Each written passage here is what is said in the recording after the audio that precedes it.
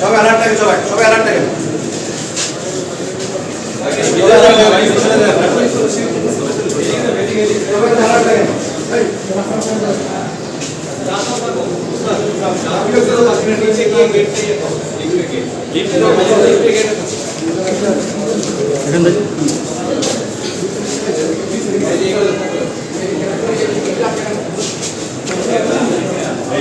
আপনার সাথে কথা বলবো আমরা। ঠিক আছে, ঠিক আছে, আছে লিফট করা আছে।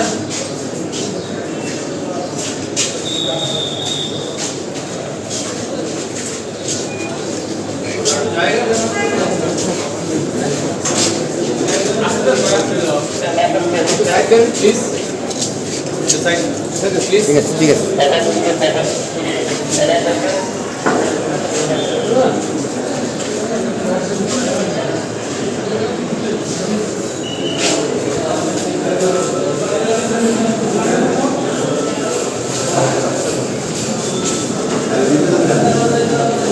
আজকে রানাঘাট থানার মামলার তাকে গ্রেপ্তার দেখানোর জন্য আজকে খোঁজাখুঁজি করা হয়েছে।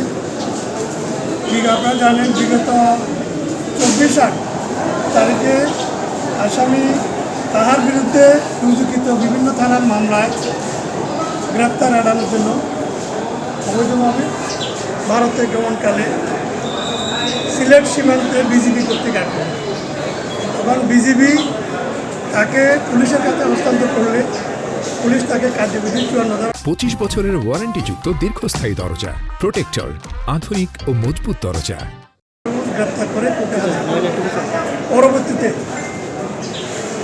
অবৈধভাবে ভারত গমনের চেষ্টার অপরাধে তার বিরুদ্ধে রানাঘাট থানার মামলা নম্বর 10 তারিখ 25/8/2024 বাংলাদেশ পাসপোর্ট আইন 1973 সালে মোতাবেক তার বিরুদ্ধে এই মামলা রুজু হয়।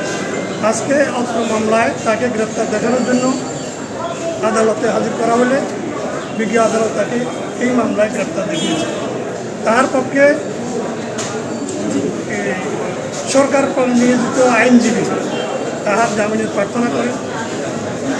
মামলাটি জামিন যোগ্য বিবেচনায় বিজ্ঞ আদালত তাকে আজকের এই মামলায় জামিন প্রদান করেন। এই মামলায় এখানে জামিনপ্রাপ্ত হইল ওনার বিরুদ্ধে যেহেতু ঢাকার বিভিন্ন থানার হত্যা সহ বিভিন্ন গুরুতর অপরাধে এই সহায়তার জন্য মামলা রুজু আছে, ওইসব মামলায় তিনি জেল হাজতে আটক করেন এবং ওনাকে পরবর্তীতে এই জেলখানা থেকে ঢাকায় প্রেরণ করা হবে।